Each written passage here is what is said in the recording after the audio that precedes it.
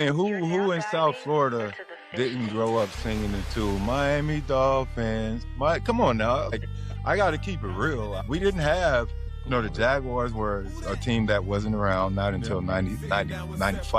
The Buccaneers, I didn't like the creamsicle uniforms. I was, and to be honest with you, we weren't getting the Bucs games locally. All of the football games were the Dolphins. Welcome back to the Fish Tank, presented by Van Horn Law Group and Casabella Design Group. Seth Levit, and the man with the best hands in the podcast business, he is OJ McDuffie and Juice. We have been waiting to roll this out in phase 4 of the Fish Tank. Yes, we have, Big Seth. Yes, we have, man. I know you're pumped, and I'll let you get into it, but go ahead, man. I'm listening. Well, listen, we are all Dolphins all the time. It's what we do in the Fish Tank. But sometimes when Dolphins are swimming around, there are sharks in these waters. Right. And we have wanted to roll out, and we're finally doing it in phase 4. It is the Sharks Among Dolphins series. And kicking off that series, I couldn't think of a better guy to do it than our guy, Fred Taylor, diving into the Fish Tank. Juice, we are talking about one of the all-time great running backs in the history of this game.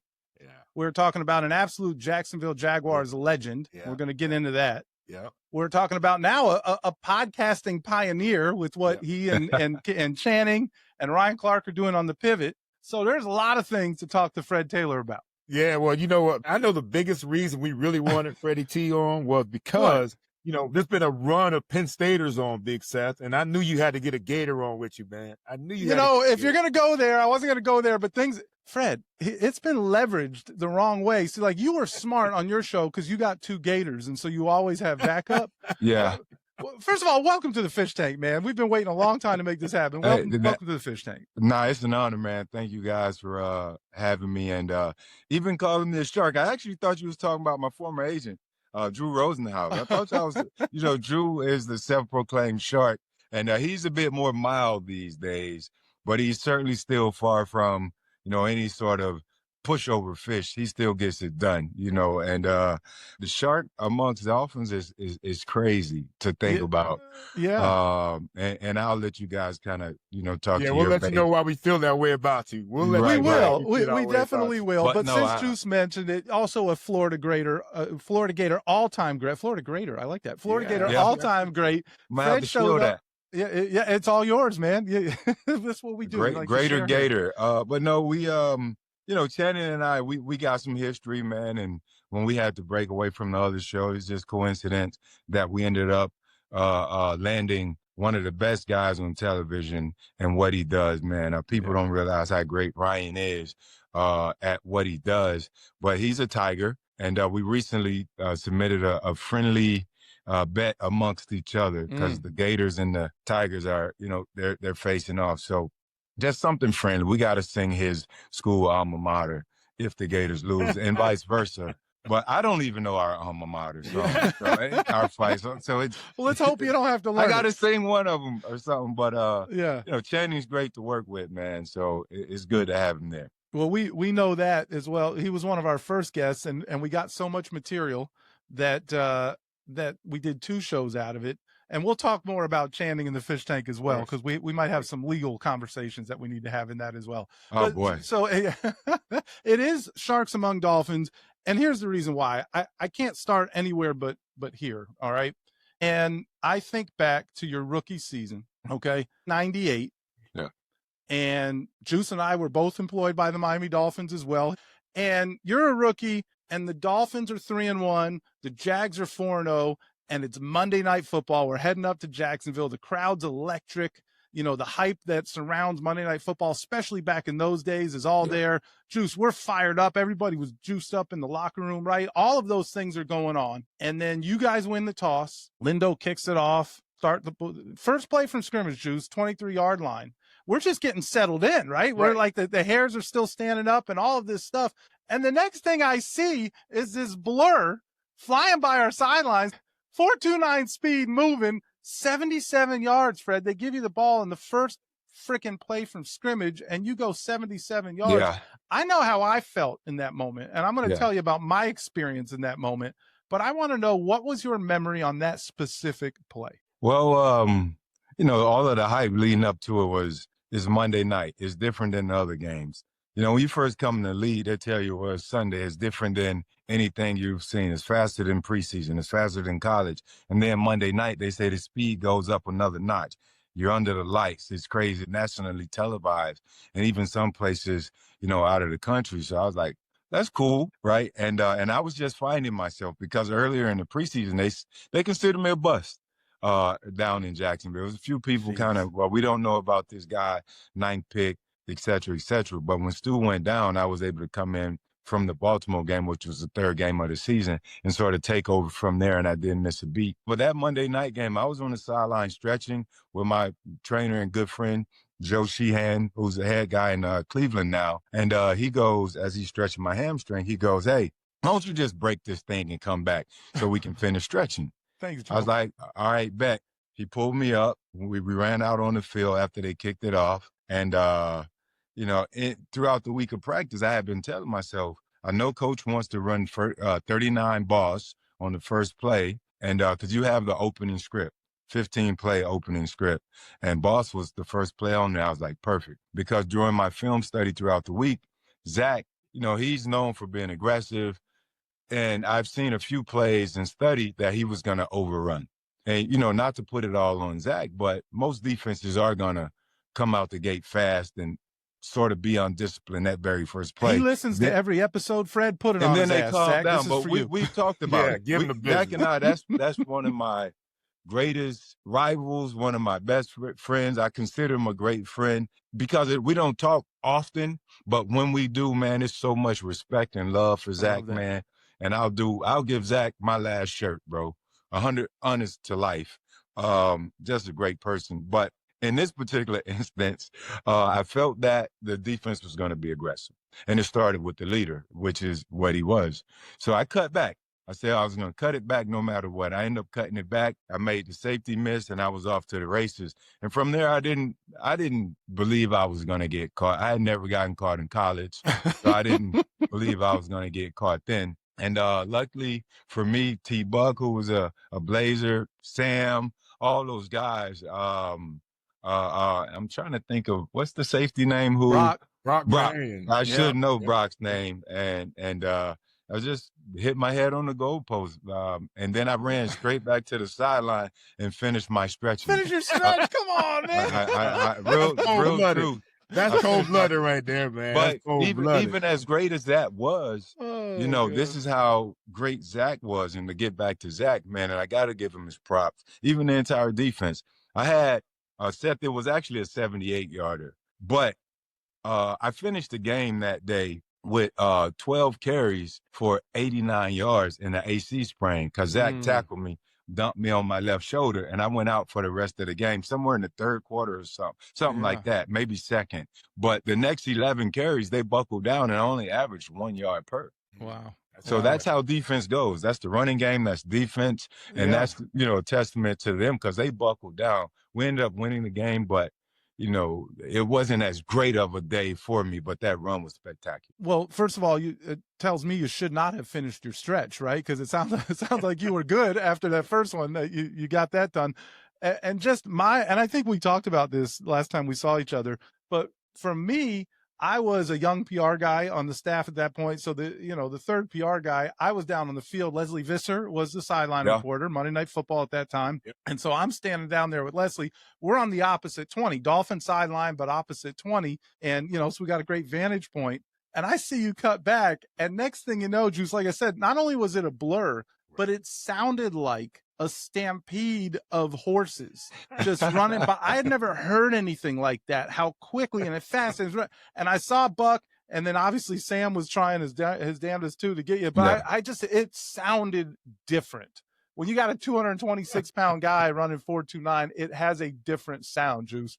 It was crazy. Yeah. When he said it speeds up too, Big Seth. His 4.29 is probably 4.21 that day. You know what I mean?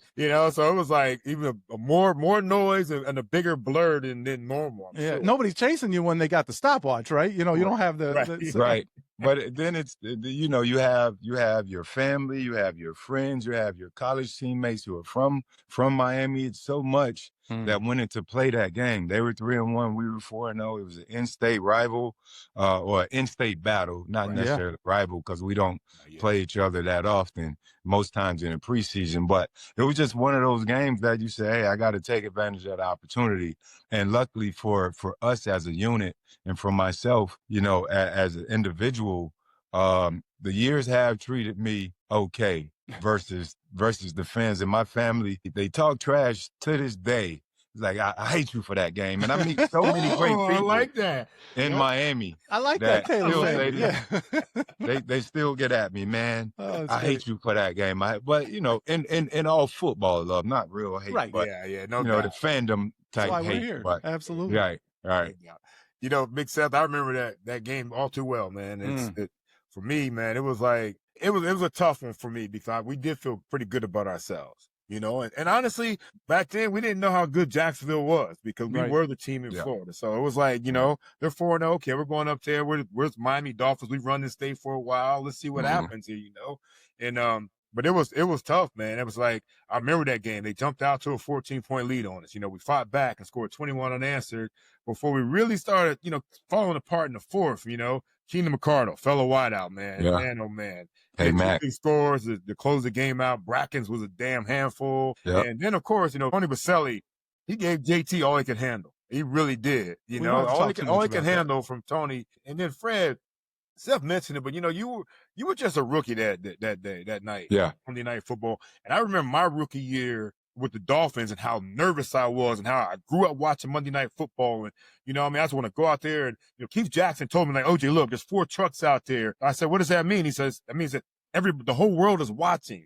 You know, like that was like Monday Night Football is what we grew up getting into, man. Right. And you grew up in Belle Glade. And I think you might have mentioned it. Your family was a Dolphin fan, but were you a Dolphin fan as well? 100%. Okay. I mean, who in South Florida didn't grow up singing it too? Miami Dolphins.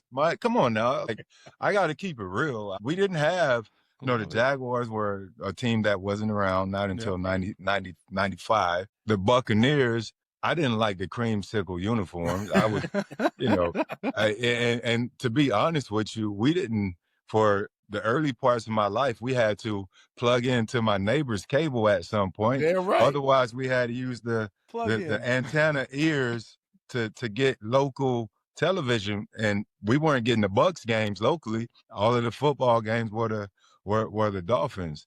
You know what I'm saying? And you had, you know, Marino, you had Clayton and Duper, you know, and then obviously Louis Oliver, who's from Belle Glade. You know, we were cheering for Lou, you know, being that he was a hometown product.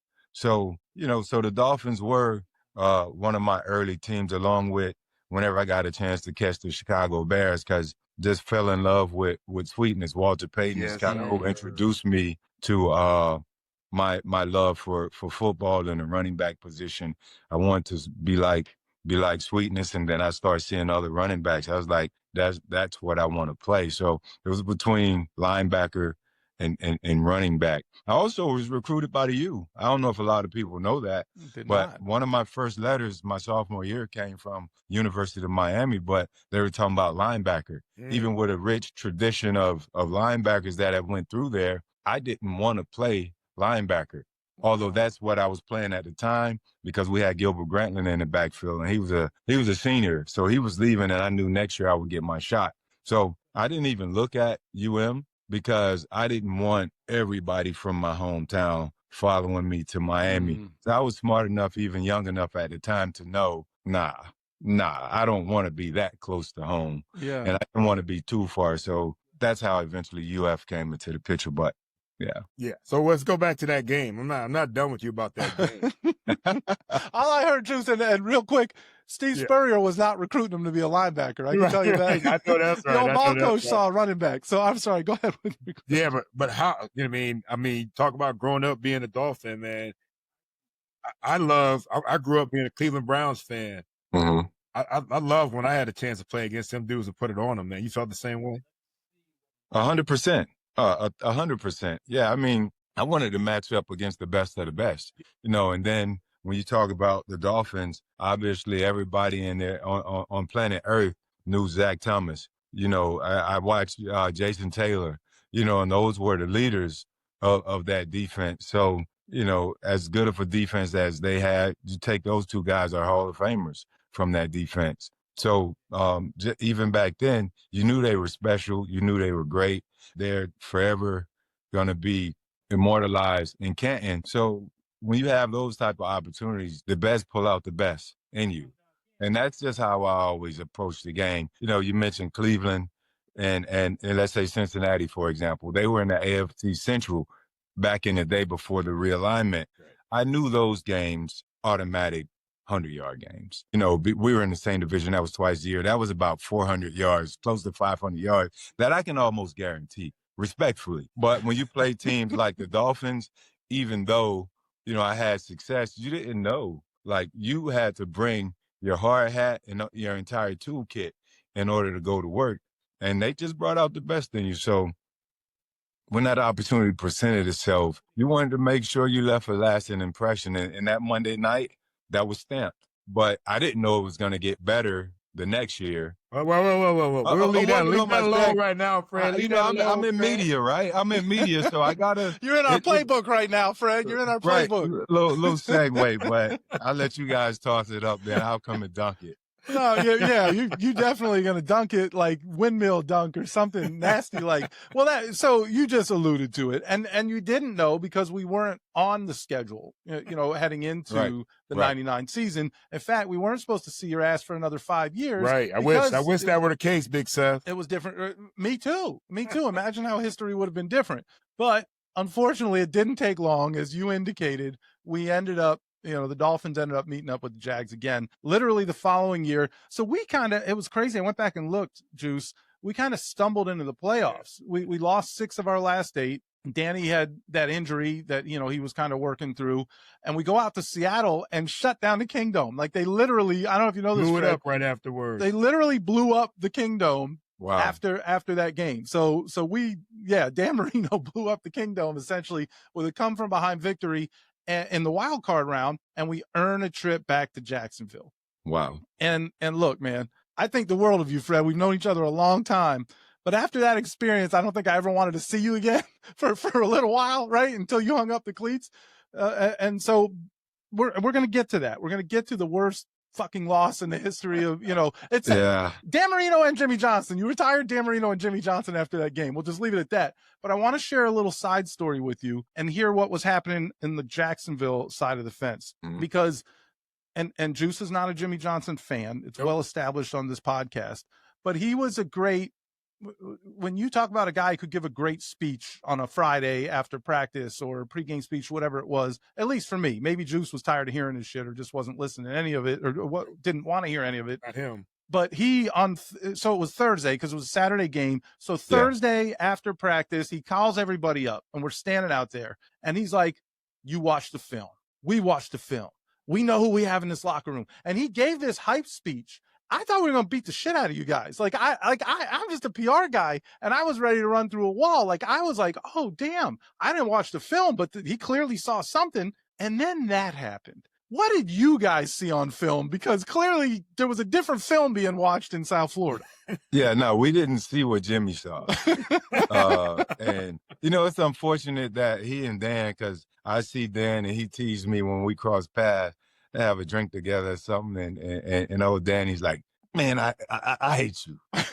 But in fun. Yeah. Like, in fun. Like, we kind of tease each other going back and forth, man. And, you know, he's so legendary in my eyes. Like I said, I grew up watching Dan, and he's just an amazing player.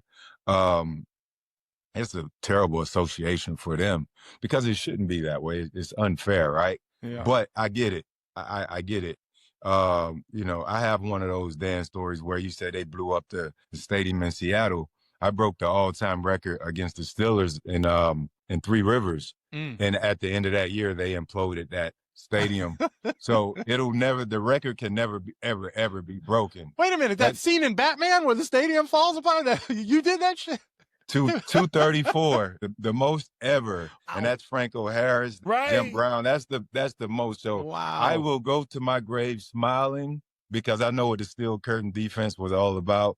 Even if I'm not here and they don't give me a gold jacket while I'm here, but that's another story. But yeah, that day we didn't see what Jimmy saw. You know, we were a group of guys who we had a bye week, and you know that was a week off that we abstained from any action, and we just exploded when it was time to get out there. You know, but to your defense, you know, you play Seattle, I believe, on a Sunday in the wild card, and then you had to come way back to this side of the globe. And the furthest distance you can travel in the entire country, and then get ready, regroup, get ready, and play on a Saturday, you know, early in the day. So, you know, I can understand that the lethargic and the body and all of that, you know, from a scientific, physical standpoint. We were so rested and ready to go. Like, we were so ready to play, and it showed. The turnovers, we were kind of one step ahead of those guys. The game planning throughout the week, you know, we were just on point. And I mean, I played maybe 35 minutes that day. I was out somewhere middle of the third quarter, resting up for the next game, and we just hit on all cylinders. we connected on all cylinders, and you know, I it was just respectfully, man, and I don't mean this as, you know, it was just a complete lopsided mismatch, because we were so good. Losing those 3 games to the Titans doesn't show how great we were, but that was the best team in the history of the Jaguars organization. We fell short, should have certainly played in Atlanta that year in the Super Bowl, but Tennessee had our number. We could beat everybody else. We believe that we could beat everybody else decisively. And we look at those scores going back that year, it was that, minus the Titans and that freaking Music City Miracle. And I see that that stupid DraftKings commercial with Kevin Hart and LeBron talking about the Music City Miracle and Shaq. I'm like, cut, because I got to relive it all over again. You know how we feel. But that's, you know, that's just part of the game and how it goes, man. But the Dolphins, that was a tough day. Yeah, that was a tough day for anybody associated with the Dolphins franchise. And yeah, I don't even like to talk about it. Yeah, well, I don't either, Fred. I don't either, damn it. But we have to, right, Big Seth? We have to. And I appreciate what you're saying about, you know, how the NFL did us, man. But you know what? I mean, the NFL did do us wrong. We played the last game on Sunday, first game on Saturday, halfway across the country. But I'm gonna tell you what, Jimmy Johnson also had us in pads that week. You know what I mean? Oh, hey, Coach Coughlin, they the same people. I mean, that's like, how are we in pads in the playoffs, you know, after the trip we just had, which made no sense to me at all. You know what I mean? And that's why part of the reason I don't like that dude, you know? But there's a lot of other reasons too, but that's another story. That's a whole other episode. Right. You know? Right. It's so crazy, Big Seth. He said they were a step ahead of us. They're probably 2 or 3 steps ahead. Oh my God. We were like, we couldn't get out of our own way at times, man. And it was a tough one, man. By the time I got my helmet, I think we were down 24-0, Big Seth. You know, I hadn't even had a chance to, you know, I had more tackles than I had receptions at that point, man. And of course, man, you take another one 90 yards to the house, and you know, we've got dudes falling all over themselves, man. And by the way, man, that was at a time, man, when you had the longest run in NFL playoff history at that point. Tell us, all I care about is that play. I don't want to hear anything else about this damn game, Seth, all right? But I want to hear about that play right there. And, you know, and really that was the whole game for us. Right? Well, I can say that, or I can confirm that it's still the longest run in NFL playoff history. Fred is NFL superstar and PR guy all at once. He's got all I love it. It's what is it now? 26 years, man, which is crazy. Yeah. Wow. You know, and when you go into the NFL, you don't think about records and all that stuff. Because if I did, I probably would have a single game rushing record. That's a whole nother story too, which is a crazy story, a good story. Yeah, that 90-yarder was a simple draw play. You know, it was a draw. I was able to bounce it outside on jump cut. The defense collapsed. I stutter step. You know, defender moved down. And I talked to Sean Wooden all the time about this play. And I was able to jump cut again outside. And once I was able to burst and get vertical, it was Brock Marion again. And, they play a clip. I do a Monday morning halfback show, not Monday morning quarterback, but we call it Monday morning halfback with the Jacksonville network there, 1010XL, and the guys. And the introduction to the show is Brock Marion is still chasing. And it's from the clip. And he was like, man, Brock Marion hadn't caught you yet in back-to-back years. That ain't right. And I actually I was about 80% from a hamstring. I was 80% still recovering from the hamstring. As you can see, Jimmy Smith, he came into the screen like and ran me down and shielded Brock. But I was fast enough still to run away from Brock that day, but not fast enough to run away from Jimmy. That's the only thing from that play I do not like, because Jimmy caught me. And that was embarrassing. But I told him. Oh, good. Well, he talks about it. He's got to be talking about it still, ain't he? Yeah, he does. But we created the thing that I believe it was Waddle and Tariq did with the handcuff. We did that in 99 because after I scored that touchdown, I put my hand behind my back. I told Jimmy when I scored, arrest me, because I should be going to jail for doing something like this. Oh, man. And that's what we did on that play after you go back and see it. But yeah, that was a great play. But even that play being one of the best, the screenplay was my favorite from that game. It was a screen made a lot of guys miss tackles. That was my favorite play. And then after that, I was done for today. Resting. Balking. I'm starting to rethink this Sharks Among Dolphins concept here. With like preseason, Big Seth. Yeah. He said, he had to get ready for next week. Oh, I was definitely eating hot dogs. I was eating the glizzies on the sideline. All right, already. And they're like, all right, hey, send Fiedler out there. Let's see if he can get a job for next year. I mean, golly. And he did. Yeah, he did. He absolutely did. Man, Jay good Jay. People, man. He is great people. We love Jay. What if going bankrupt was the best thing that happened to you? Whether it's your wages being garnished, car repossessed, house foreclosed, or you're suffocating with debt, a good bankruptcy attorney can give you peace of mind that you need and deserve. My name is Chad Van Horn from Van Horn Law Group, and I've personally seen people thrive after filing for bankruptcy. The shame of bankruptcy is just a ploy to keep you in debt forever. There is no shame to work with Van Horn Law Group to get rid of your debt for good. If you're ready to get your life back, call us today. Se habla español. So, okay. Well, I'm glad we got those two things out of the way. Thank you, Big Seth. Yeah, you're welcome. Hopefully some Dolphin. Listen, it's a part of history. If you only like the history that you like, then you're not really learning anything. Fact. So Fact. It's important to get these perspectives, as difficult as it may be to hear from time to time. But Fred's been a gentleman about it. Respectfully, Juice. I said I should be arrested for what I did to your team. Yeah, exactly. It's it's all about perspective. Sometimes it's good to kind of, like, real football fans. So long ago, they've probably been wanting to hear these stories for years and how they came about. We love it. And now they get an opportunity to go into my thought process and how that day sort of figured out, the preparation. You mentioned Jimmy having you guys in pads the entire week. We had a maniac for a head coach too, and he thought the harder you practice, you were, basically chiseling yourself or carving out this God for the game. And sometimes we got to the games and we were heavy legged, we were fatigued, we were exhausted. We lost a lot of fourth quarter battles over the years, and as he went, he got better. He learned how to coach. He and then that helped him win championships or whatever. But yeah, we tell him all the time, hey, you crazy. Coach Coughlin was a psycho when it came to that. We were in full pads throughout as well, but we had a bigger rest period than you guys. We didn't have to play on a Sunday for 4 quarters, turned up, aches, bruises, injuries, all that stuff. So yeah, the NFL could have, threw you guys a nugget, but also that's why we have was the home field advantage. Yeah. Well, right? Listen, you were a 14-2 team that season, as you said, right? 14-2. The Dolphins were 9-7. So it's just, that's the way it is. It's the way it's set up. Right. Absolutely. If you don't want it to be that, we've been talking about that for probably since that season. If we don't want that to happen, win your damn division, right? I mean, we talk about it all the time. You don't want to play in sub-zero weather, win your damn division, right?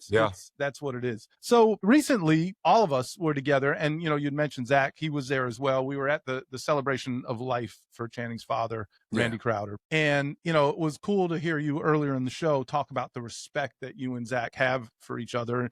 And it was fun. We were all standing around just like we're doing now, reminiscing and you know, having a few laughs about everything. But in that moment, you told Zach something that caught me off guard, and maybe him as well. You told Zach that you had studied him so much that he had to tell, and that you had found it like a poker player.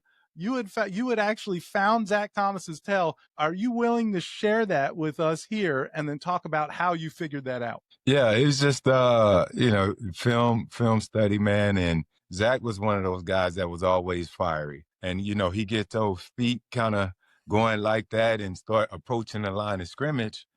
You know, in those moments, those were, when you look at blitz percentages, because I try and break things down statistically, right? So, and create a database. In those moments, he wasn't a big blitzer when he would get the, you know, the fire feet or whatever. It was just kind of to try to get those guys to kind of jump offside.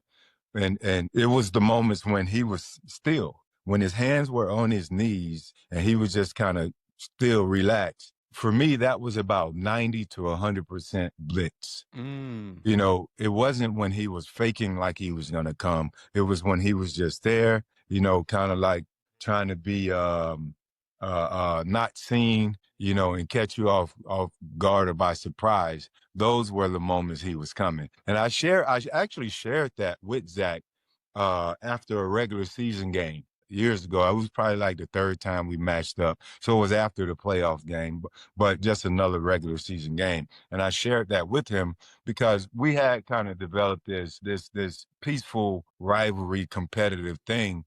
And, you know, I want to see guys, I wanted to be able to see him go do his best against other teams, not knowing if other guys had picked up on it, because I was a fan of Zach. And then now, if I can do it against, you know, when we play each other, it doesn't matter anyway. I already know whether he's coming or not. I got to pick him up.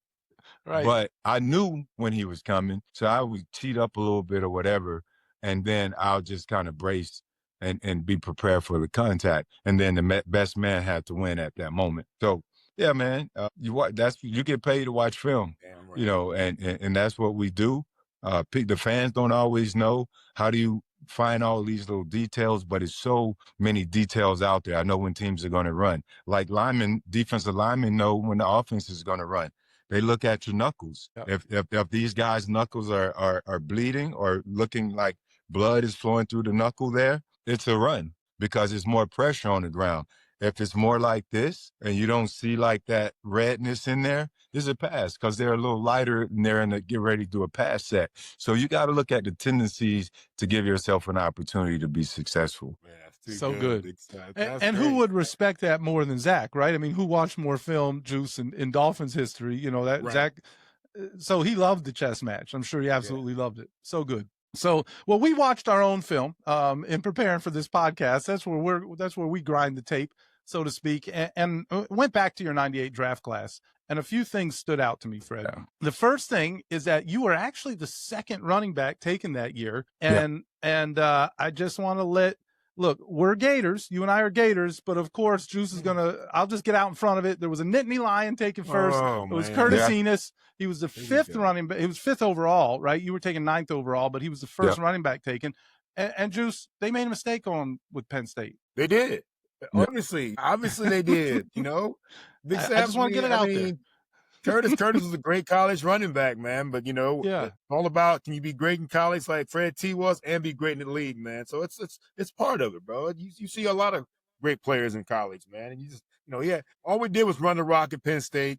I think Fred T might have set out a lot of games in Florida because they were winning a lot of games. And, you know, man, they like he did against the Dolphins. He only, you know, he played two quarters and a half against the NFL team, man. God. So I get it. Yeah. I get it. The greater game. Curtis, he actually went to my favorite childhood team was the Bears because of Walter. And I thought I had a shot at going there. But God does everything for a reason. And then Curtis' mind wasn't set completely on football. Right. He had some other stuff going on. And I think he only did the 3 years and he was done. Yeah. But he was a prototypical style back or type back for the NFL, big, downhill. And that's what they were looking for. So I can see why they took the nod and took him before me because he had more film. He had more run film. I really came along my senior year when Coach Spurrier gave me more opportunities to run the ball. And I ended up having a crazy monster day against Penn State. It was. I should have known this was a setup. I should It have known wasn't in this my was a notes, setup. Juice. It wasn't in my notes. Yeah, I'm just messing with you, Juice, because No, it's all good. if the Dolphins can get it, Penn State. You've that's been killing me, Fred T. You've been killing me forever, man. You know what I mean? I still love you, though, bro. I still love you, man. Hey, I'm so happy what a to great see guy you at he this is. celebration of life and everything, man. But you've been yeah, killing me. young LeVar Arrington, man, was a great player, man. Boy, 43 carries, 234 in the Citrus Bowl. Yeah, still a record, Juice. I'm sorry, brother. I'm sorry. Okay, done. We can go. Next question. Okay. No. So the other thing, Next question. the other two things that stood out to me in that draft was one, that was the year that we had the 19th overall pick. We trade down. We could have taken Randy Moss, but we don't. We moved down to the 29th. We also end up picking a running back. We draft John Avery. Also did not have a Fred Taylor-like career. We'll leave it at that because I don't want to hate on John, but he So he was fast. And he was a fun guy, but Wait, he wasn't Randy Moss and he wasn't Fred Taylor. Stop with that fast, because Fred was big and fast, Big Seth. Big and fast. Yeah, absolutely. Absolutely. I mean, so finally, most importantly, here's what I'm trying to get to with this question is that there are 4 guys in that first round that are currently in the Pro Football Hall of Fame.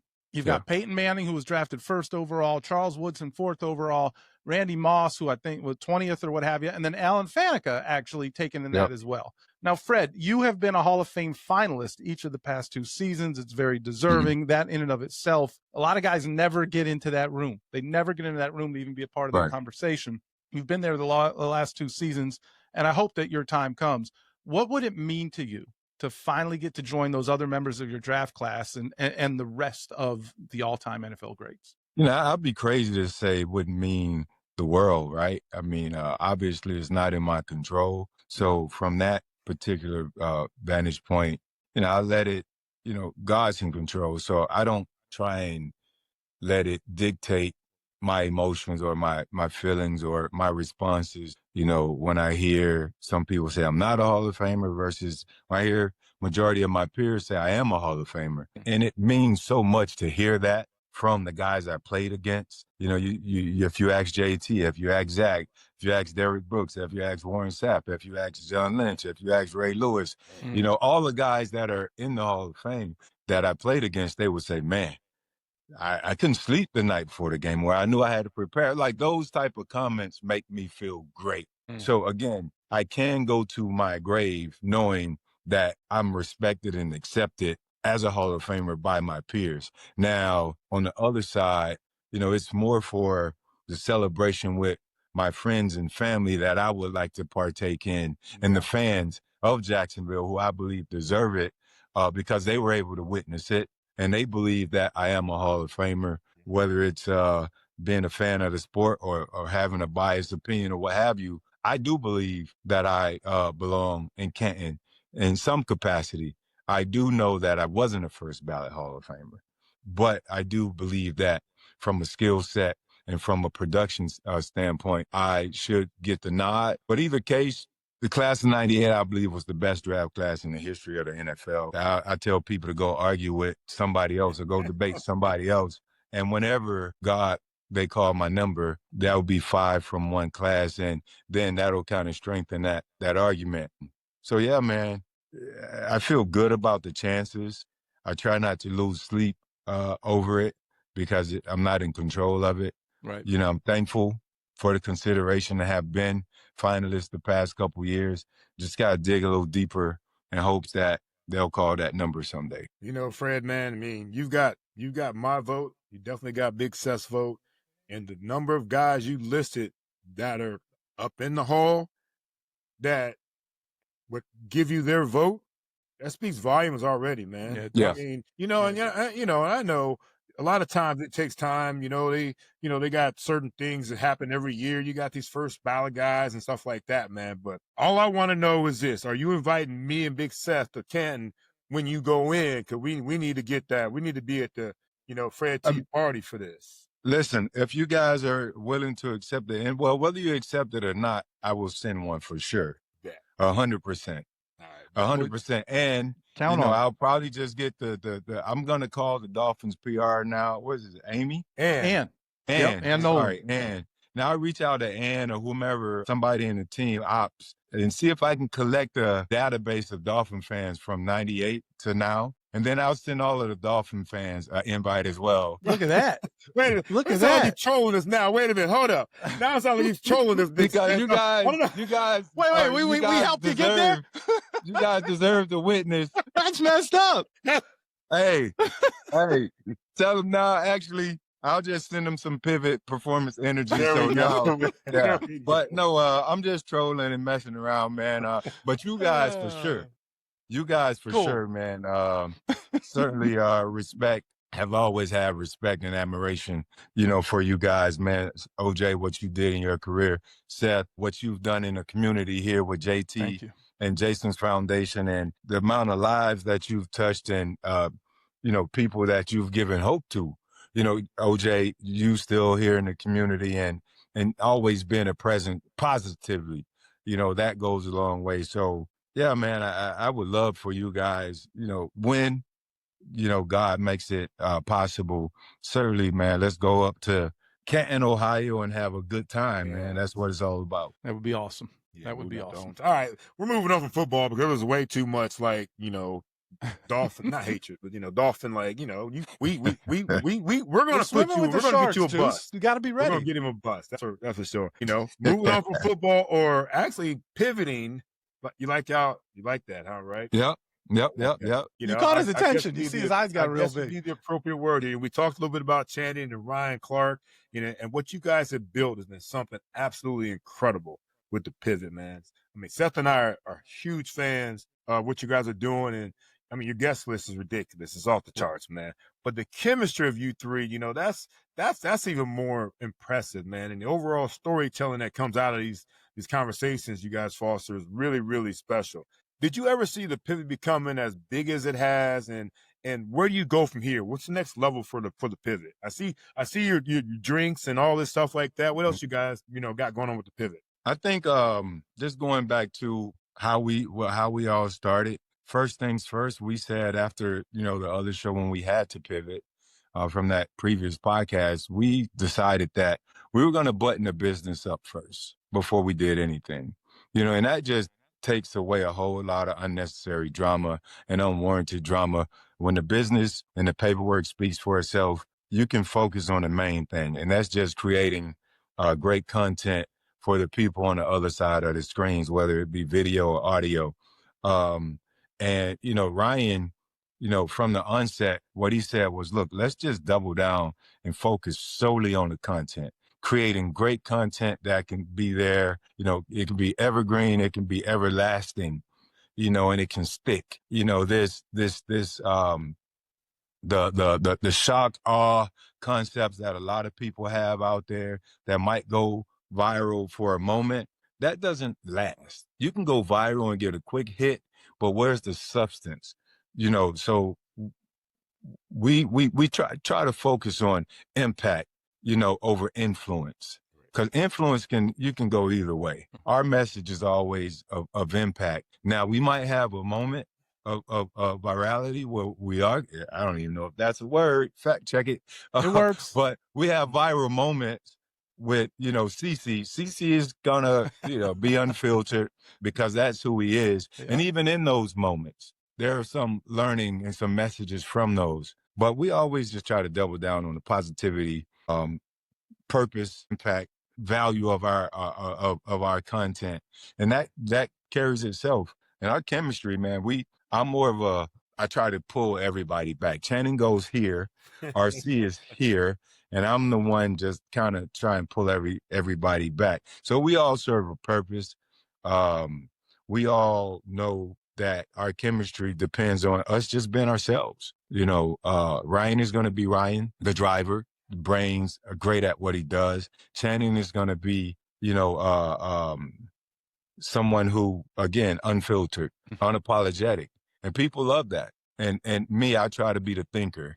How can I create a perspective that's true and raw, but also respectful of others. So I don't know, man. We just got a natural knack for doing this stuff. We don't share notes. We don't have scripts. We just go. I don't know what they're thinking. They don't know what I'm thinking. We just pull up and do the show.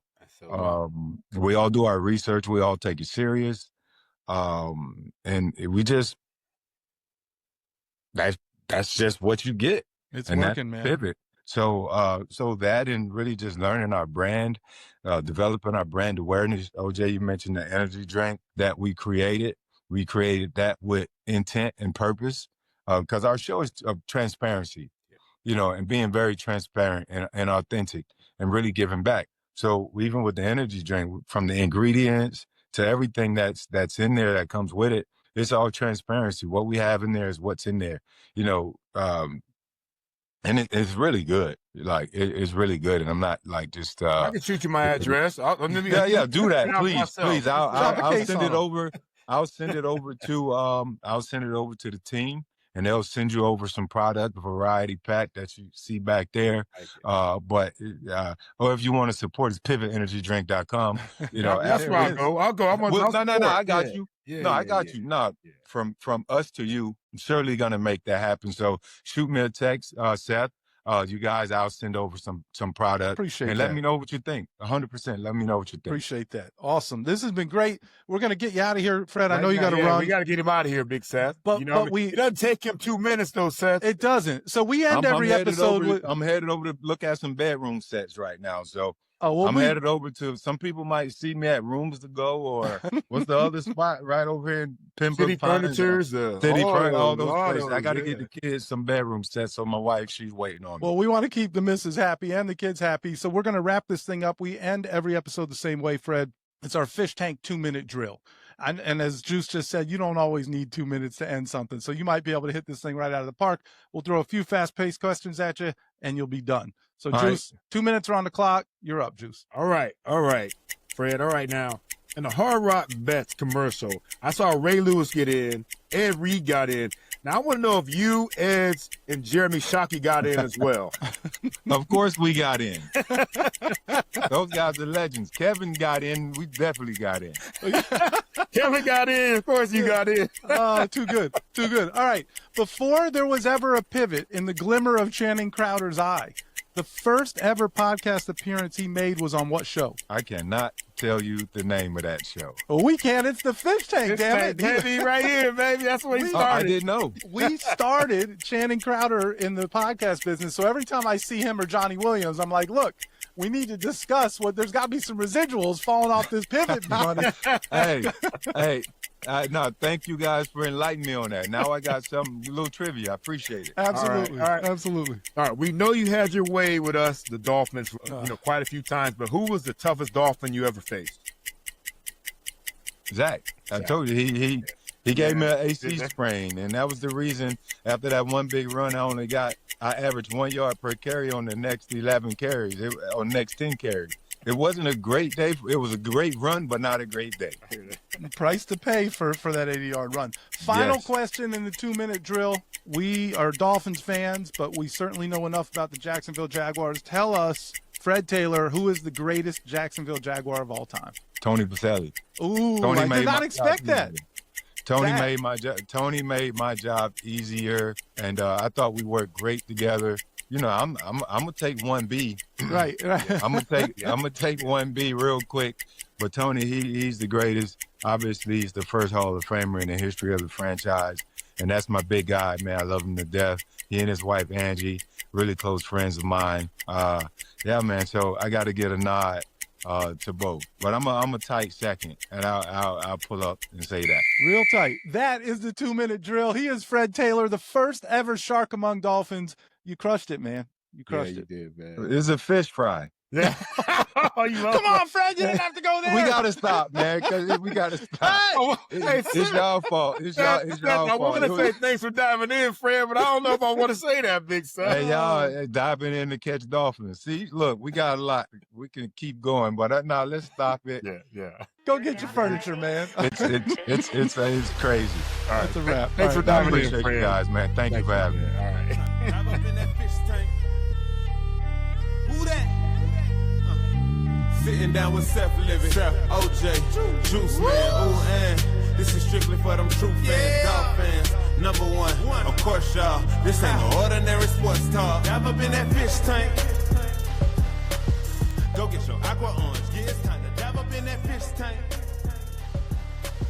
It's only legendary talking when you dive up in that fish tank.